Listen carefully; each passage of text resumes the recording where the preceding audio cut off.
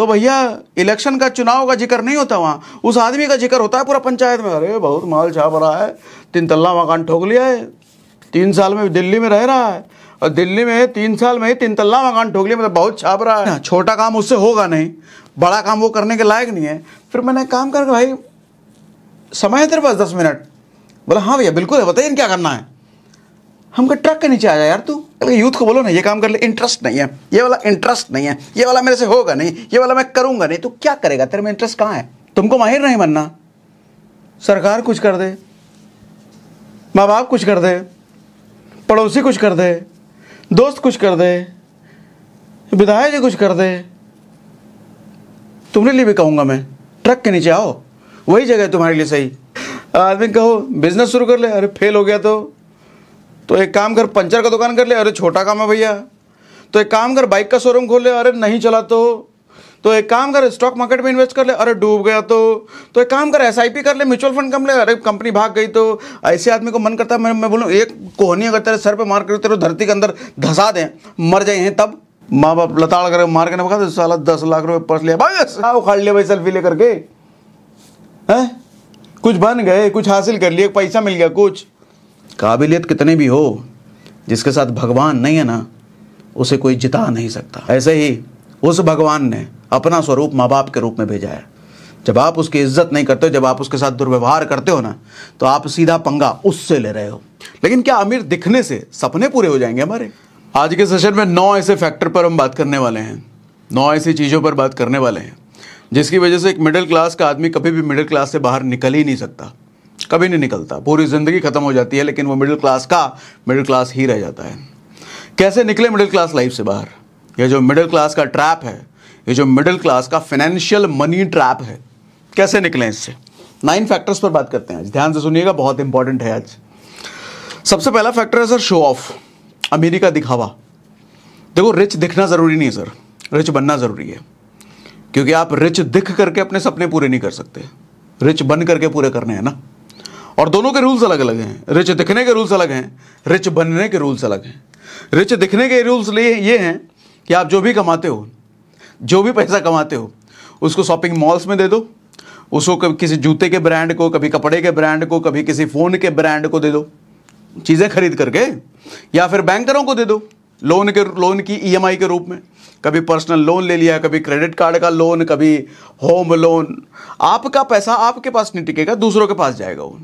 तो ये तरीका होता है रिच दिखने का तरीका। आप लोन लेकर के अपना घर बना लेते हो, आप लोन लेकर के घूमने जाते हो, आप लोन लेकर के आईफोन खरीदते हो, आप लोन लेकर के वो अपना क्रेडिट कार्ड का कर्जा चुकाते हो लग्जरी मेंटेन करने में, या फिर आप शॉपिंग मॉल्स में अपने पैसे को खर्च करते हो। तो मतलब ये है कि ये सारा तरीका वो है जिससे आप अमीर दिख सकते हो। लेकिन क्या अमीर दिखने से सपने पूरे हो जाएंगे हमारे? हम जो बनना चाहते हैं लाइफ में, क्या वो बन जाएंगे हम अमीर दिख करके? नहीं सर, उसके लिए अमीर बनना पड़ेगा। आपका सपना क्या है? एक खुशहाल लाइफ जीना, पैसों की कभी दिक्कत नहीं हो, माँ बाप के जो सपने रहे हैं उन सब को पूरा करना, पूरी ज़िंदगी ऐशो आराम से बीते। तो अमीर दिख करके नहीं होगा, अमीर बन करके होगा। और अमीर बनने का तरीका अलग है। अमीर बनने का तरीका कहता है कि अपने पैसों को दूसरों को मत दो। दूसरों को देने का मतलब आप EMI के रूम पे बैंकरों को दे देते हो, आप चीज़ें खरीदने के लिए किसी और को दे देते हो, दुकानदारों को, शॉपिंग मॉल्स पे देते हो।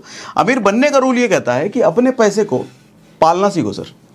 जिस तरीके से आप बच्चे को पाल पोस करके जवान करते हो ना, और फिर बुढ़ापे में वो आपकी लाठी बनता है, उसी तरीके से पैसे को जब आप पालना सीख जाते हो, उसको पाल पोस करके बड़ा किया जाता है, तब जाकर के वही पैसा उसी बच्चे की तरह आपके बुढ़ापे की लाठी बनता है। शुरुआत में आप पैसे को पालोगे, बाद में पैसा जब इतना बड़ा हो जाएगा वो आपको पालने लग जाएगा। लेकिन हमारी दिक्कत यह है कि हम मिडिल क्लास हैं, लेकिन मिडिल क्लास दिखना नहीं चाहते।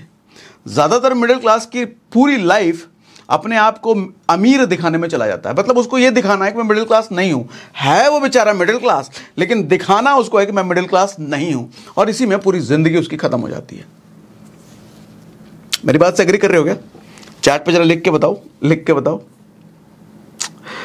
देखो सर, ये जो शो ऑफ का ट्रेंड है ना, ये शो ऑफ का ट्रेंड कहाँ से आया है?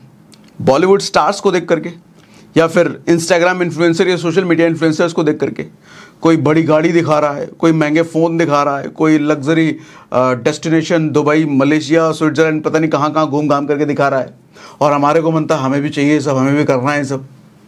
सर एक चीज़ समझो, आप ना फंसे हुए हो और आपको फांसा जा रहा है। ये मिडिल क्लास ट्रैप इसी को कहते हैं। कैसे फांसा जा रहा है सर? एक सोशल मीडिया इन्फ्लुएंसर जब दिखाता है कि मैं स्विट्जरलैंड घूम रहा हूँ, बड़ी बड़ी गाड़ियों में घूम रहा हूँ, या कोई बॉलीवुड सेलिब्रिटी दिखाता है या हॉलीवुड सेलिब्रिटी दिखाता है, तो सर उसके दिखाने का पर्पस समझो। उसके दिखाने का पर्पस ये है कि वो जब इन चीज़ों को दिखाता है तो उसको व्यूज़ मिलते हैं, उसको आप जैसे लोगों का, हम जैसे लोगों का अटेंशन मिलता है, और यही अटेंशन से उसकी कमाई बढ़ती है। नहीं, लेकिन आप जब उनको कॉपी करके, उनको तो भैया गाड़ी कोई ना कोई ब्रांड दे देता है, उनको कपड़े जूते आईफोन तो कोई ब्रांड दे देता है, उनको घूमने के लिए कोई डायरेक्टर प्रोड्यूसर ब्रांड दे देता है, आपको कौन देने वाला है? आप तो अपने पैसे से ईएमआई पे खरीदोगे ना। और आपको ये सब कर करके आपका पैसा घटेगा बैंक में या बढ़ेगा? बताओ। उसका पैसा बढ़ेगा। वो जब दिखा रहा है luxury destinations, luxury vacations, luxury कपड़े, लग्जरी गाड़ियां, लग्जरी फोन्स, ये सब दिखा दिखा के उसका पैसा बढ़ रहा है, लेकिन आपका पैसा ये सब दिखा दिखा के पैसा घट रहा है। इतनी बुद्धि नहीं लगा सकते? इतने साल से यही सब किए जा रहे हो, तो शो ऑफ उनके लिए फायदेमंद चीज है, उनको तो करना चाहिए, और कर करके वो पैसा बढ़ा रहे हैं। लेकिन आप वही चीज करके अपना पैसा घटा रहे हो। जैसे फॉर एग्जांपल कियारा आडवाणी का मैंने देखा कुछ टाइम पहले 10 लाख रुपए का उसने पर्स ले लिया। सर 10 लाख रुपए का पर्स आपके हिसाब से क्या लगता है? पैसे की बर्बादी है? बिल्कुल नहीं है, उसके लिए बिल्कुल भी नहीं है। उसके लिए इन्वेस्टमेंट है वो 10 लाख रुपए का पर्स। मालूम क्यों? सर एक खबर बन गई 10 लाख रुपए का पर्स लेकर कियारा आडवाणी एयरपोर्ट पे 10 लाख रुपए का पर्स लेकर घूम रही है, खबर बन गई, मीडिया में आ गई। अच्छा, मीडिया में ये लोग जितना ज्यादा बने रहेंगे उतना ज्यादा इनको फिल्मों के लिए काम मिलेगा। मतलब इनको तो इसी एक्टिविटी में लगे रहना ना कि ज्यादा से ज्यादा मीडिया में आए, तब जाके इनको फिल्मों में काम मिलेगा। यानी कि वो 10 लाख रुपए के पर्स की वजह से कि कितने दिनों तक मीडिया में बनी रही, उसका धंधा बढ़ गया, उसका काम बढ़ गया। लेकिन आप ले लो 10 लाख रुपए का पर्स, तो भैया से लोन वोन लेकर के माँ बाप लताड़ कर मार के ना बता, साला 10 लाख रुपए पर्स लिया भाई, ऐसे ना समझो। सर शो ऑफ उनका काम है, इससे पैसा बनता है उनका। आप शो ऑफ करोगे आपका पैसा घटेगा। तभी मैंने कहा ना कि अमीर दिखने के रास्ते अलग हैं, अमीर बनने के रास्ते अलग हैं। ज्यादातर लोग अमीर दिखने वाला रास्ता पकड़ते हैं क्योंकि अमीर बनने का रास्ता मुश्किल है, अमीर बनने का रास्ता डिफिकल्ट है, उसके लिए मेहनत करना पड़ता है। और आज जमाना हरामखोरी का है। आजकल का यूथ देख लो भैया, चारों तरफ हरामखोर यूथ बड़े हुए हैं। मेरी बात का बुरा जरूर लगेगा, लेकिन है ऐसा ही। लोग कहते हैं बेरोजगारी बहुत है, बेरोजगारी बहुत है। कहाँ बेरोजगारी है? अभी मैं मुंबई गया था कुछ दिनों पहले, तो मुंबई में हमारी गाड़ी जब जा रही थी ना, तो एक जगह पे मैंने देखा एक ठेला लगा हुआ था, कुछ बेच रहा था वो, और उस ठेले के बाहर बड़ी लंबी सी लाइन लगी हुई थी। तो मैंने रोक करके वहाँ पे जब पता करा क्या है, तो ठेले वाला भजिया पाव बेच रहा है, और उस भजिया पाव खाने के लिए लंबी लाइन लगा करके लोग खड़े हैं, और कहते बेरोजगारी है। अरे आदमी को काम ही नहीं आता, स्किल ही नहीं है। अब मेरी ही बात कर लो, मैंने अभी इंस्टाग्राम पर डाला स्टोरी पर कि हमारे को वीडियो एडिटर चाहिए। भैया भर भर के ईमेल आए वीडियो एडिटर के, भर भर के वीडियो एडिटर के ईमेल आए। इतने ईमेल आएगा, सारे ईमेल हम पढ़ भी नहीं पाए। कोई सैंपल भेज रहा है, कोई कुछ भेज रहा है, कोई कुछ भेज रहा है। अब आपके हिसाब से जब मैं इतनी बात आपको बता रहा हूँ, क्या लग रहा है आपको? भर भर के वीडियो एडिटर हैं देश में, बेरोजगारी है, उनको काम नहीं मिल रहा। लेकिन सच बताऊं सर, सैकड़ों ईमेल आए, हम एक एडिटर को सिलेक्ट नहीं कर पाए, एक को नहीं सिलेक्ट कर पाए, क्यों? किसी का काम ही नहीं पसंद आया। भेज रहा है ऊट पटांग चीज़, क्या क्या भेजा। अरे भाई साहब, कोई कह रहा है हम 2 साल से काम कर रहे हैं, 1 साल से काम कर रहे हैं, ऊट पटांग चीजें बना के भेज रहा है। सर काम की कमी नहीं है, स्किल की कमी है, बेरोजगारी नहीं है, हरामखोरी है। तो ऐसे में आदमी रिच बनना मुश्किल लग रहा है उसको, तो चलो हम रिच दिख लेते हैं।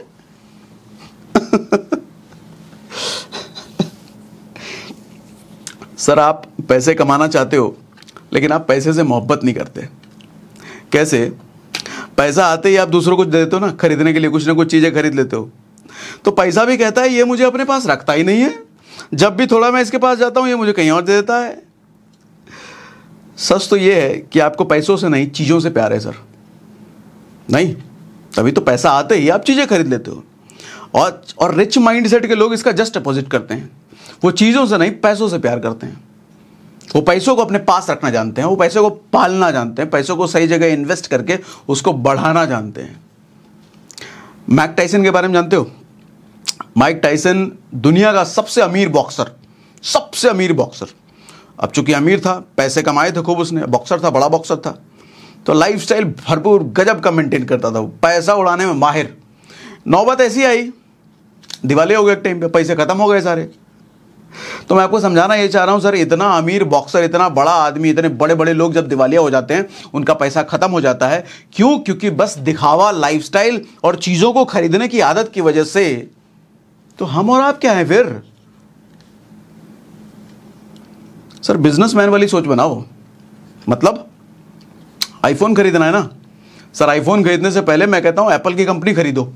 एप्पल की कंपनी खरीदो का मतलब एप्पल के शेयर खरीदो, और एप्पल के शेयर खरीदने के बाद जब प्रॉफिट बने, उस प्रॉफिट से आईफोन खरीदो। धंधे वाला आदमी की सोच ये होता है। ये नहीं कि हम अपना पैसा कमाया हुआ पैसा लगाकर या बाबूजी का पैसा लगा करके ईएमआई पे आईफोन ले लिए, उसके बाद एप्पल का शेयर खरीदने का पैसे नहीं बचे। सही जगह पैसा लगाने के लिए तुम्हारे पास पैसे ही नहीं बचे। गरीब तो होना तय है ना भैया।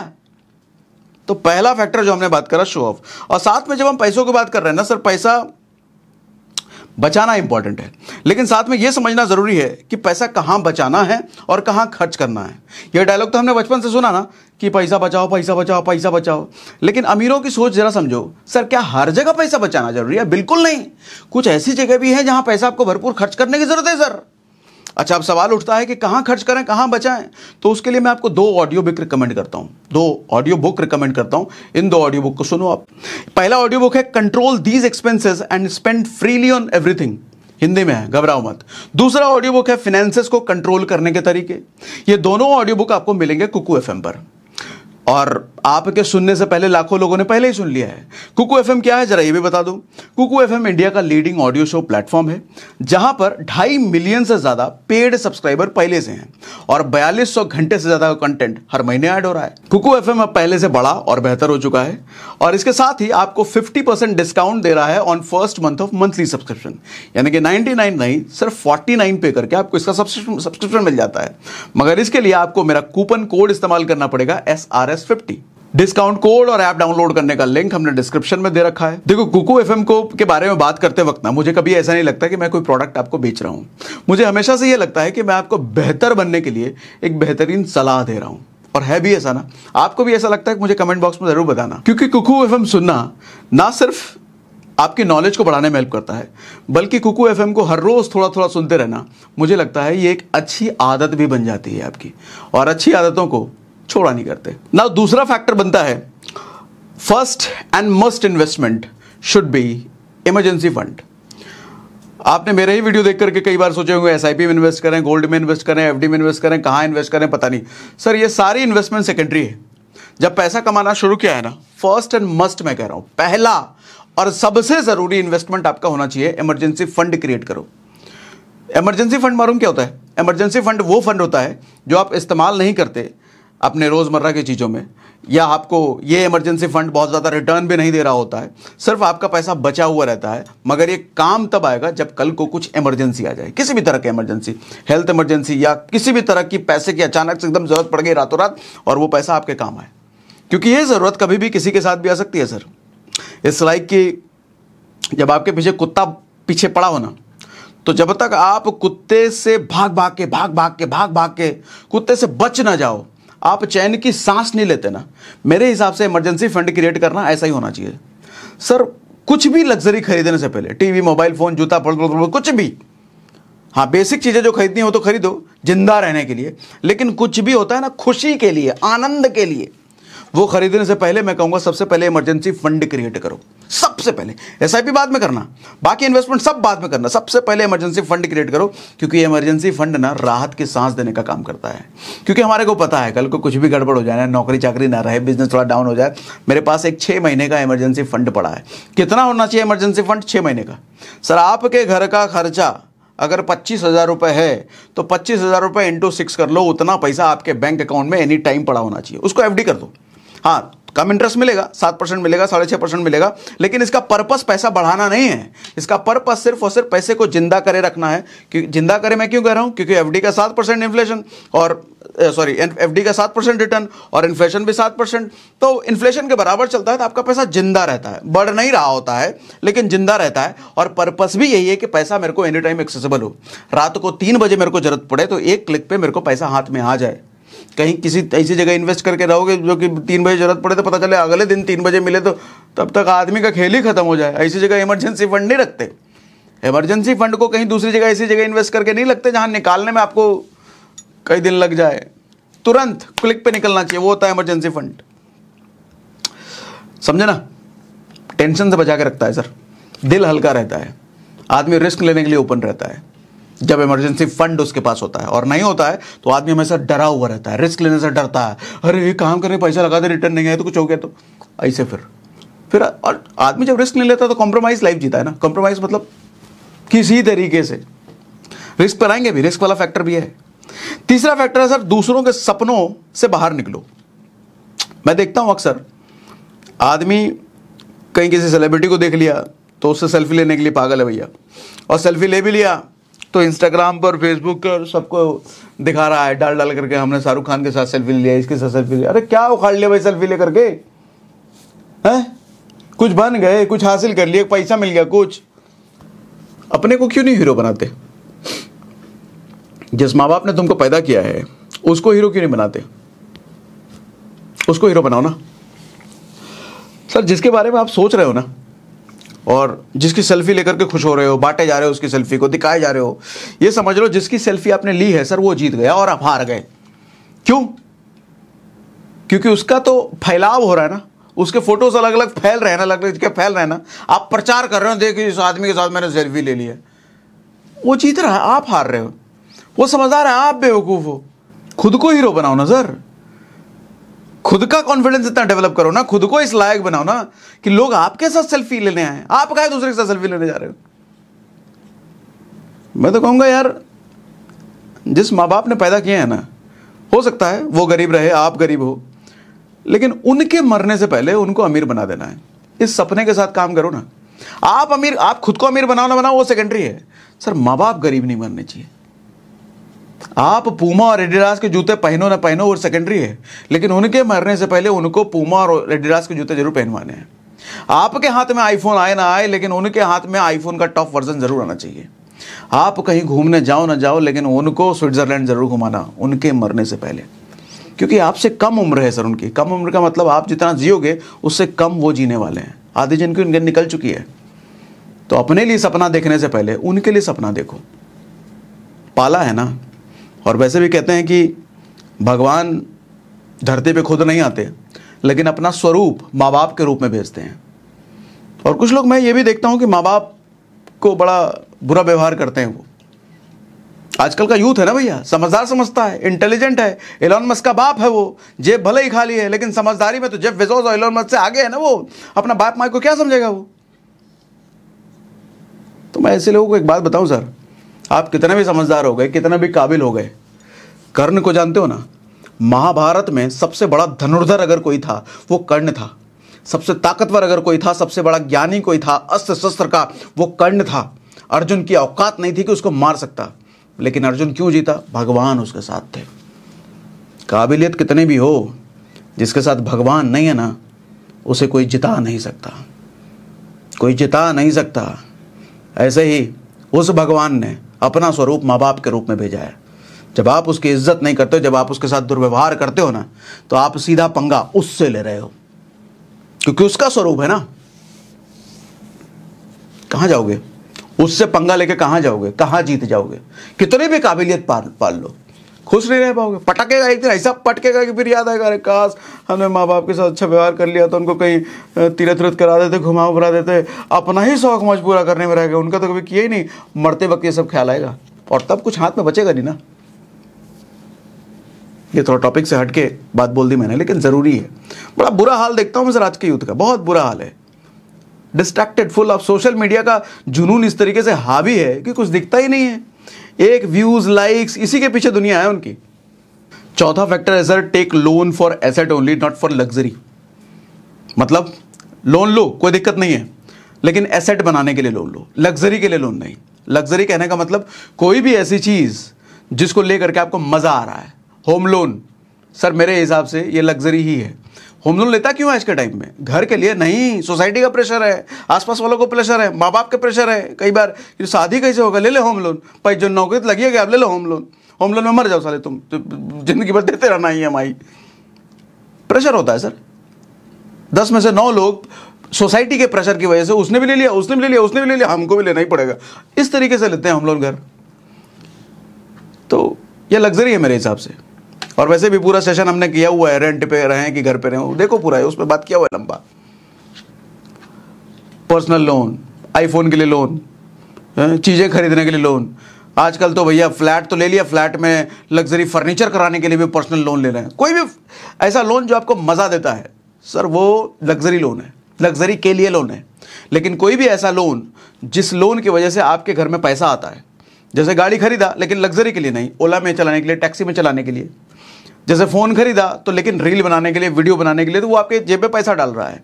कोई भी ऐसा लोन जो आपके घर में पैसा डाल रहा है सर, वो एसेट के लिए लोन है। लोन लो, एसेट के लिए लो, लग्जरी के लिए नहीं।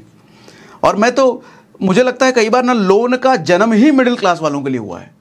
सबसे ज़्यादा लोन देखो किसको मिलता है? सैलरीड पर्सन को। सर बिजनेसमैन अगर 10 लाख रुपए महीना भी कमा रहा है ना, और नौकरी वाला 50,000 रुपये महीना कमा रहा है, समझना मेरी बात को, बिजनेसमैन अगर 10 लाख रुपए महीना भी कमा रहा है ना, और नौकरी वाला 50,000 रुपये महीना कमा रहा है, तो बैंक सबसे पहले इस 50,000 वाले नौकरी वाले को देगी लोन, 10 लाख वाले को टहला देगी। हो सकता है उसको दे भी ना। मालूम क्यों? बैंक को पता है ये 50,000 वाला इसका हर महीने आएगा, ये हर महीने इसका फिक्स है, आना ही आना, कहाँ जाएगा और भाग के भी कहाँ जाएगा। जिस भी शहर, जिस भी देश में जाएगा नौकरी तो मांगेगा ये। उतना तो इसका औकात है नहीं रिस्क लेने का कि नौकरी छोड़ करके बिजनेस करने लग जाए। और बिजनेस भी करेगा तो पैन कार्ड तो वही है, आइडेंटिटी थोड़ी तुम बदल लोगे तो वो चलेंगे इसको। समझते हैं ना?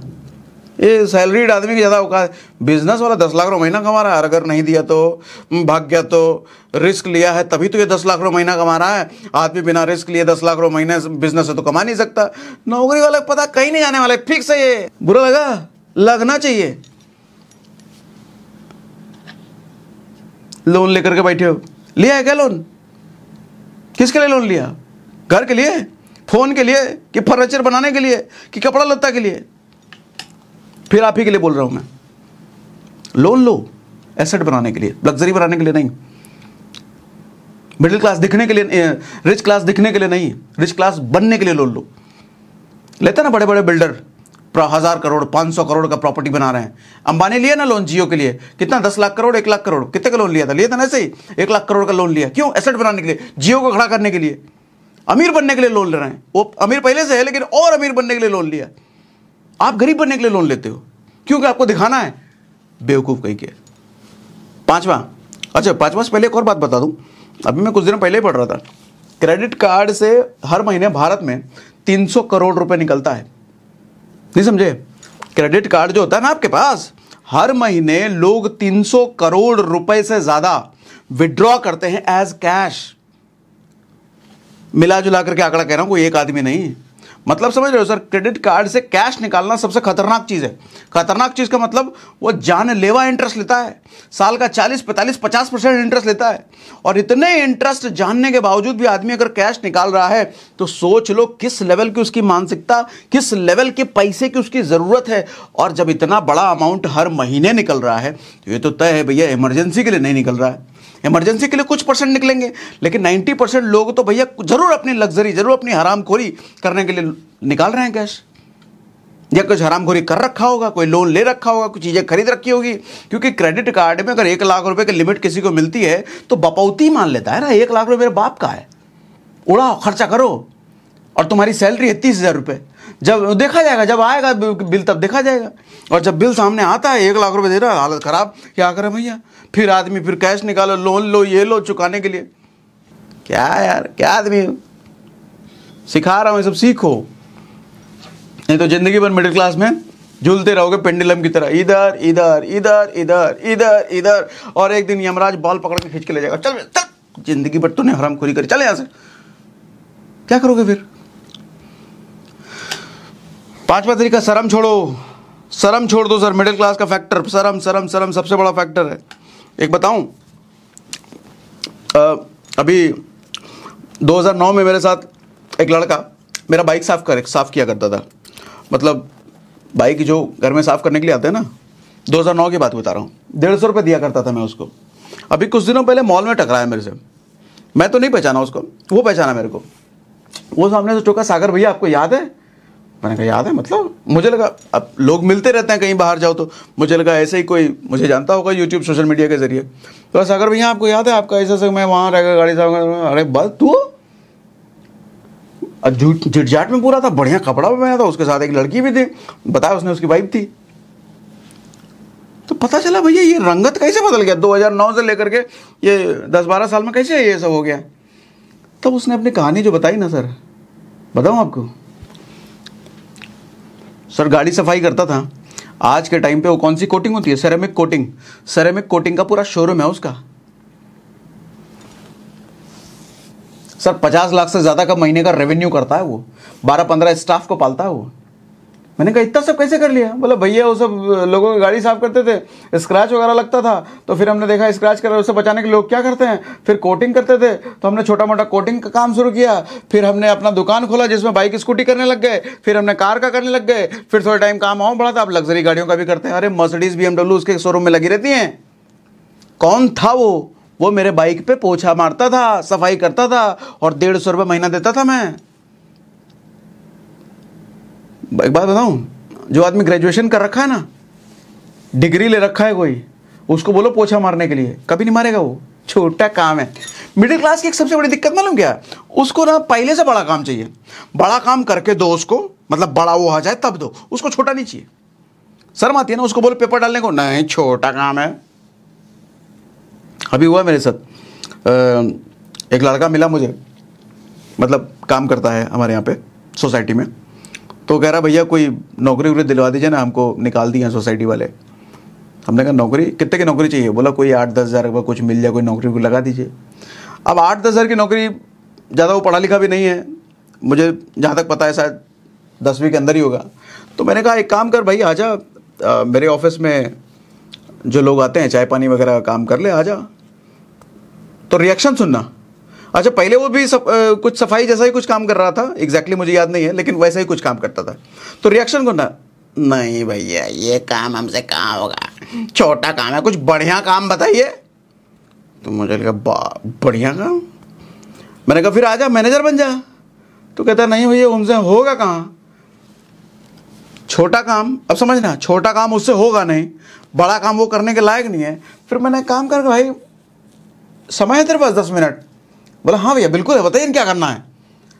हम कहा ट्रक के नीचे आ जा यार, तू क्या करेगा रह करके, तेरे लायक काम ही नहीं है धरती पर, कितना पढ़ा लिखा है? तो कैसा 10वां के अंदर ही है। अरे 10वीं के अंदर तुम पढ़े लिखे हो। मैंने कहा बाबूजी कितना कमाते हैं? कहते बाबूजी छोटा मोटा काम करते हैं, वो पंचर का दुकान है उनका। समझ रहे हो ये दिक्कत है सर। आदमी ना सब कुछ बड़ा बड़ा चाहिए उसको, पहले से बड़ा करना नहीं है, सब कुछ पहले से चाहिए। आदमी इसीलिए गरीब है। कौन सा ऐसा बिजनेसमैन देखो जो कि पहले से बड़ा काम उसको मिला? हर आदमी ने छोटा काम किया है। चाहे धीरू भाई अंबानी का ले लो, चाहे गूगल के फाउंडर का ले लो, चाहे अमेजॉन के फाउंडर जेफ बेजोस को ले लो, चाहे एलोन मस्क को ले लो, किसी को भी ले लो यार, जिसको पूजा करते हो ना, जिसकी कहानियां सुनते हो, जिसको बिलियनियर मिलियनियर मानते हो, किसी को भी ले लो, सबकी जर्नी ना छोटे काम से शुरू हुई। लेकिन दिक्कत यह है कि उसने छोटे काम को छोटा काम समझा नहीं, शिद्दत से किया और उसको बड़ा किया। तुम्हारी दिक्कत यह है कि तुमको शिद्दत, तुम्हारे को शिद्दत का मतलब ही तुमको नहीं पता, तुमको पहले से ही बड़ा काम चाहिए। इसीलिए तुम जैसे आदमी नौकरी करना प्रेफर करते हैं, क्योंकि छोटी चीज छोटा काम है, ये छोटा काम होगा नहीं। अरे यार छठा सुनो, फेल होने का डर। सर फेल होने का डर एक ऐसा डर है ना जिसकी वजह से आदमी इनिशिएटिव ही नहीं लेता। मैं नहीं कहता फेल होने का डर बुरा डर है, होना चाहिए, सबको होना चाहिए, और होता भी है, मुझे भी होता है। लेकिन फेल होने का डर से बचने का सर तरीका ऐसा है कि आप अपनी काबिलियत बढ़ाओ, अपने आप को और लायक बनाओ, अपने आप को और कैपेबल बनाओ, ताकि फेलियर ना मिले आपको, है ना। ज़्यादा लायक बनेंगे तो फेलियर हो सकता है ना मिले।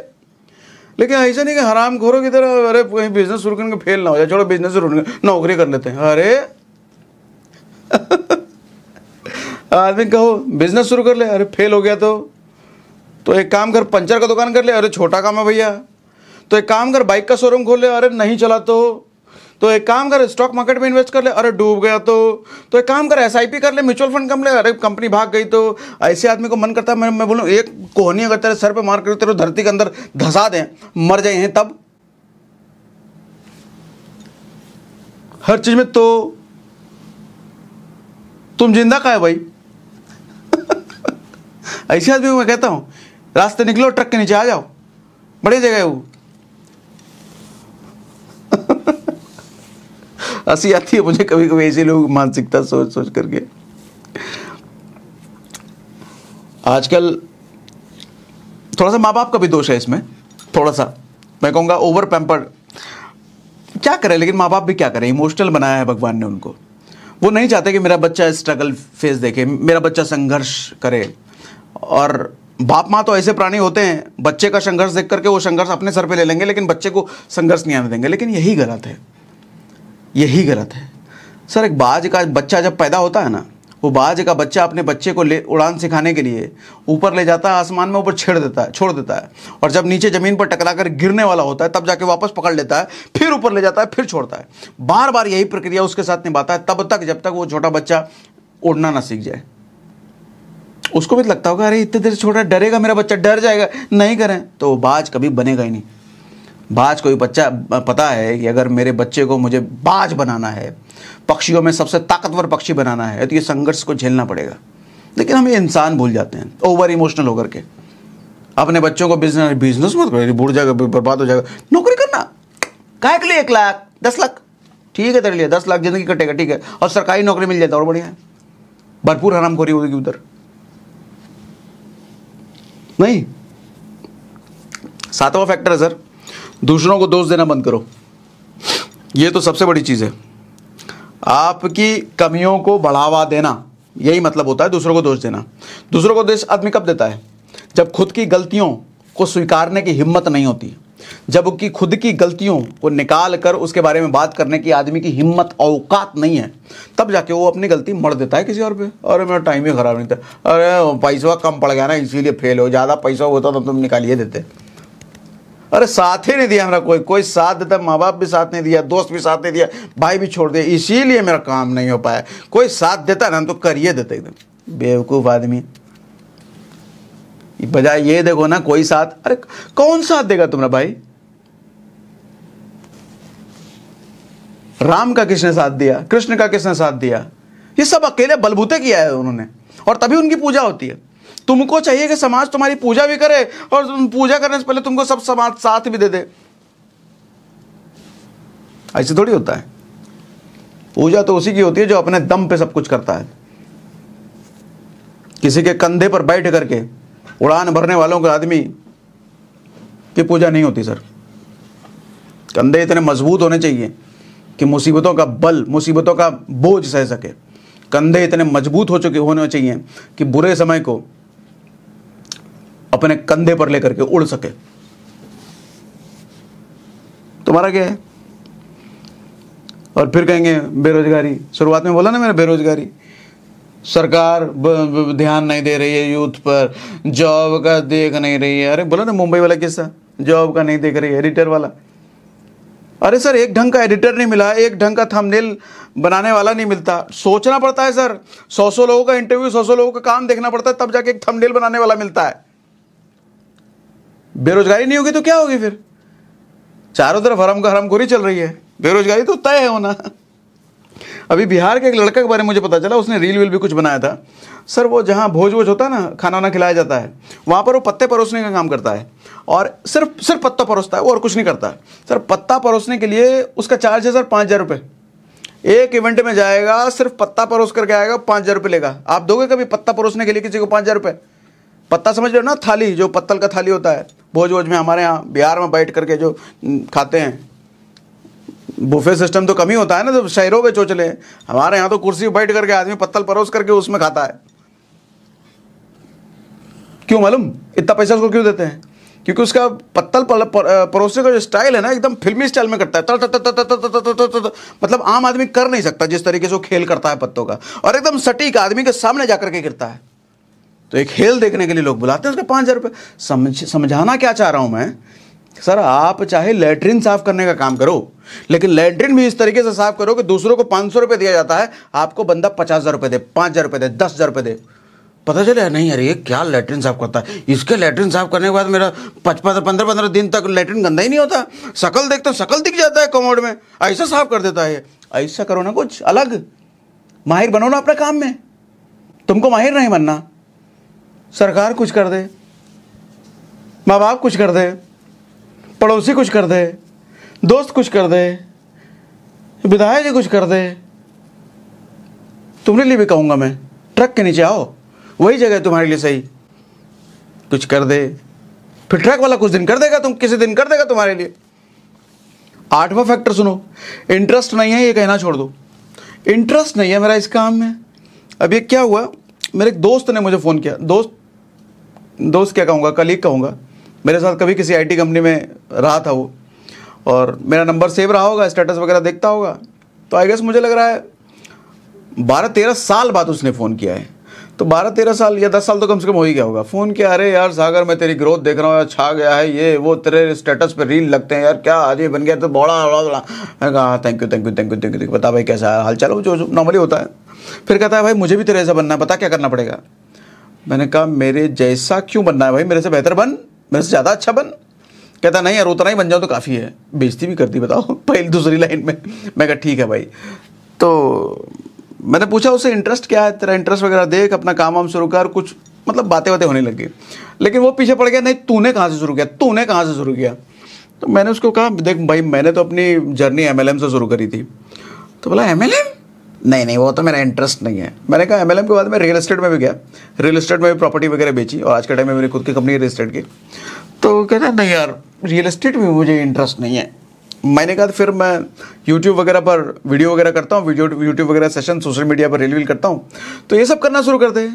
बोला उसमें क्या करूँगा मैं बता, तेरे को जो आता है, जो सिखा सकता है या कुछ कर सकता है तो वो करके दिखा, लोगों को पसंद आएगा, व्यूज़ आएगा, फिर पैसा आएगा तेरे को। नहीं यार ये काम मेरे से नहीं होगा, समझ रहे हो। फिर उसको क्या बोलना चाहिए मेरे को, कहाँ जाना चाहिए उसको, हाँ उधर ही नीचे ट्रक के। बोला नहीं मैंने उसको, पहली बार इतने सालों बाद फोन करा तो बोलना ठीक नहीं लगता ना, लेकिन मन में यही आया मेरे, इसको भी आ जाना चाहिए। ज़्यादातर काम में उसको इंटरेस्ट नहीं है, कुछ काम उसको करना नहीं है, तो करना क्या है भाई, तेरे को डेस्टिनेशन दिख रहा है कि ये आदमी जहां पहुंच गया मुझे भी पहुंचना है, ये आदमी जैसा फेमस हो गया मेरे को भी फेमस होना है, लेकिन जिस प्रोसेस से वो आदमी होकर गया है वो प्रोसेस तेरे को नहीं चाहिए। पटाक डायरेक्ट गद्दी मिल जाए ऐसा इंटरेस्ट नहीं है मेरा। आजकल के यूथ को बोलो ना ये काम कर ले, इंटरेस्ट नहीं है, ये वाला इंटरेस्ट नहीं है, ये वाला मेरे से होगा नहीं, ये वाला मैं करूंगा नहीं। तो क्या करेगा, तेरे में इंटरेस्ट कहाँ है, पैसा है नहीं, जेब खाली है तुम्हारा, और इंटरेस्ट की बात करते हो। सर इंटरेस्ट की बात तो तब करो जब तुम्हारा जेब भरा हुआ है, बैंक भरा हुआ है, तब समझ में आता है इंटरेस्ट। टाटा के सामने जब कोई नई अपॉर्चुनिटी आएगी ना, वो नहीं कहेगा मेरे को इंटरेस्ट नहीं है। टाटा वाला बोलेगा टर्न कितना रेवेन्यू बता भाई, ब्रेक इवन बताओ, इन्वेस्टमेंट बता क्या है कितने में, बोले 1 साल के बाद प्रॉफिट ही प्रॉफिट लगा दे, वो इंटरेस्ट नहीं देखेगा। अंबानी अभी जियो फाइनेंशियल सर्विसेज खोल लिया, उसने इंटरेस्ट नहीं देखा, मेरा फाइनेंस में इंटरेस्ट नहीं है, छोड़ दे, नहीं खोलना, ऐसा नहीं होता। अंबानी बोले मेरे को पेट्रोलियम में इंटरेस्ट नहीं है, छोड़ दे, ऐसा नहीं होता। भाई धंधे वाला आदमी देखता है कितना लगाने पे कितना समय लगेगा, कितना मैन पावर लगेगा, कितना पैसा लगेगा, और प्रॉफिट कितना है बता, घुस गया उसमें। ये गरीबों की सोच है, मेरा इंटरेस्ट नहीं है। ऊपर वाला आएगा एक दिन, यमराज बोलेगा तेरे में इंटरेस्ट आ गया मेरे को, चल। मस्त है ना लोग आज के, और कहेंगे हमारे अमीर बनना है। कहां से बनोगे अमीर 9वां, इनकम दिखाने और इनकम बताने की चुल्ल। हाँ ये थोड़ा अलग है, लेकिन ध्यान से सुनो भैया। आदमी को जब नया नया पैसा आता है ना, वो स्टेटस पे लगाएगा, ये दिखाने की चुल, लगता है हम दिखाएं लोगों को। पता चले कभी ट्रेडिंग वेडिंग किया, 5,000 रुपये कमा लिया, तो स्टेटस पे लगाया 5,000 रुपीज़ इन 1 डे। अब दोस्त यार इधर उधर रिलेटिव रिश्तेदारों ने देख लिया, अरे 5,000 रुपये एक दिन में कमा रहा है, तो आदमी फिर हिसाब लगाने लग जाता है। 5,000 रुपये एक दिन का मतलब महीने का 1.5 लाख रुपये छाप रहा है लौंडा, ये बहुत कमा रहा है। तो 20,000 रुपये मांगते हैं इससे। अब वो 20, आपका कोई अगर करीबी दोस्त है, उसने अगर देख लिया कितना कमा रहा है, फिर दोस्तों में कैसा होता है, लंगोटिया यार जो होता है, भले आपने एक दूसरे की चड्डी पहन रखी हो, उस तरह के टॉप हो, आदमी एक दोस्त कम कमा रहा है, दूसरा दोस्त ज़्यादा कमा रहा है, तो कम कमाने वाला दूसरे वाले को बपौती समझता है। नॉर्मल चीज़ है, ये होता है, सबके साथ होता है। ऐसे मत समझना ऐसे दोस्त के बारे में अरे ऐसा ही होता है भाई। 3 इडियट नहीं देखे हो कि दोस्त अगर फेल हो जाए तो दुख होता है, लेकिन दोस्त अगर टॉप कर जाए तो ज़्यादा दुख होता है। ऐसे ही होता है भैया। फिर वो कम पैसे वाला बपौती समझता है, 20,000 तो मेरे को दे ही देगा, 20,000 ला। अब आप कहोगे कि अरे भैया प्रॉफिट तो एक ही दिन हुआ था, बाकी तो रोज लॉस हो रहा है। वो कहेगा झूठ बोला, नहीं पैसे बात है भाई, 20,000 का हमको जरूरत है। अब फिर आप हमारा पीएनएल खोल के दिखाओगे अरे इतना, तो फिर अब वो मजाक उड़ाएगा आपका। 5,000 दिखा रहा था, रोज तो लॉस कर रहा है, तो रोज तो बुढ़ा रहा है, और अब आप मजाक के पात्र बनोगे। सर समाज ऐसे ही होता है। आप अगर ज़्यादा कमा रहे हो तो समाज आपके पीछे लगेगा, मेरे को भी दे, मेरे को भी दे, मेरे को भी दे। लेकिन अगर कम कमा रहे हो तो मजाक उड़ाएगा समाज। आप बच नहीं सकते सर। इनकम का दिखावा बंद करो, फालतू चीज़ें हैं सब। हमारे गांव में होता ना, किसी ने अगर मकान बना लिया 3 तल्ला, तो भैया इलेक्शन का, चुनाव का जिक्र नहीं होता वहाँ, उस आदमी का जिक्र होता है पूरा पंचायत में। अरे बहुत माल छाप रहा है, 3 तल्ला मकान ठोक लिया है, 3 साल में दिल्ली में रह रहा है, और दिल्ली में 3 साल में ही 3 तल्ला मकान ठोक लिया, मतलब बहुत छाप रहा है। हाँ यार वो सही बोल रहे हैं, हमको पैसे की जरूरत है, 25,000 रुपये लगता ही दे देगा। हाँ मांग लो, दे देगा। चल गए 25,000 रुपये मांगने के लिए। अब वो कहेगा भैया सारा पैसा तो हमारा 3 तल्ला मकान में ठोक गया। बोला ऐसा नहीं, फिर दुश्मनी कर लेगा वो। आदमी ठीक नहीं है, पैसा नहीं दे रहा, पैसा बहुत है इसके पास, दे नहीं रहा आपको जरूरत पे। ऐसा आदमी होना नहीं चाहिए समाज में। लेनी ना देनी कुछ, आप दुश्मनी पाल के बैठ गए। अच्छा, दूसरे का इनकम जानने का चुल, ये भी रहता है। मैं देखता हूं आदमी अपने इनकम का हिसाब किताब रखे ना रखे, लेकिन दूसरा कितना कमा रहा है पूरा हिसाब किताब। 5,000 का डेली का स्टेटस लगाए तो महीने का, साल का हिसाब तक पहुंच जाएगा, वो हिसाब लगा लेगा। अपना कितना कमा रहा है पता नहीं, दूसरे का कितना कमा रहा है, कितना कमा रहा है। 50 नहीं, हमको लग रहा है 60 तक तो चला जाता है। अरे क्या बात कर रहे हो, 1 लाख रुपये कमा रहा है लौंडा, तुमको क्या मतलब। सब गरीबों के लक्षण है, मिडिल क्लास वालों के लक्षण है ना। अपनी इनकम ना किसी को बताने का, ना किसी की इनकम अपने को जानने का, अपनी इनकम सिर्फ बढ़ाते रहने का। क्या बोला मैंने, अपनी इनकम ना किसी को बताने का, ना दूसरे की इनकम मेरे को जानने का, अपनी इनकम सिर्फ बढ़ाते रहने का। बस काम करते रहो, मगन रहो, बाकी दुनिया जाए भाड़ में। सेशन समझ आया आज का? क्या समझ आया, क्या नहीं समझ आया? समझ आया तो मुझे कमेंट बॉक्स में लिख के बताओ समझ भी आया और मज़ा भी आया। मज़ा आया तो एकदम खूब जोर से लगाओ। देखो ये बेसिकली 2 पार्ट है। मिडिल क्लास का जो ट्रैप है, मिडिल क्लास का जो जंजाल है, ये सेशन बहुत लंबा है। सिर्फ मैंने 9 बताए हैं, अभी 20 है टोटल मेरे पास, तो बाकी अभी बचा हुआ है। तो लेकिन अगला पार्ट मैं तभी लेकर के आऊँगा जब मुझे इस सेशन के नीचे कमेंट बॉक्स में भर भर के आपके कमेंट मिलेंगे, मज़ा आ गया, मज़ा आ गया, मज़ा आ गया, और दूसरा सेशन, तब जाकर मैं दूसरा सेशन लेकर के आऊँगा। और हाँ, कुकू FM डाउनलोड करने का लिंक हमने डिस्क्रिप्शन में और कमेंट बॉक्स में डाल रखा है। SRS 50 कूपन कोड यूज़ कर लेना 50% डिस्काउंट लेने के लिए, ठीक है। तो कमेंट में बताइए, हम पढ़ रहे हैं आपका कमेंट। कमेंट देख रहे हैं, कमेंट कीजिए, बताइए।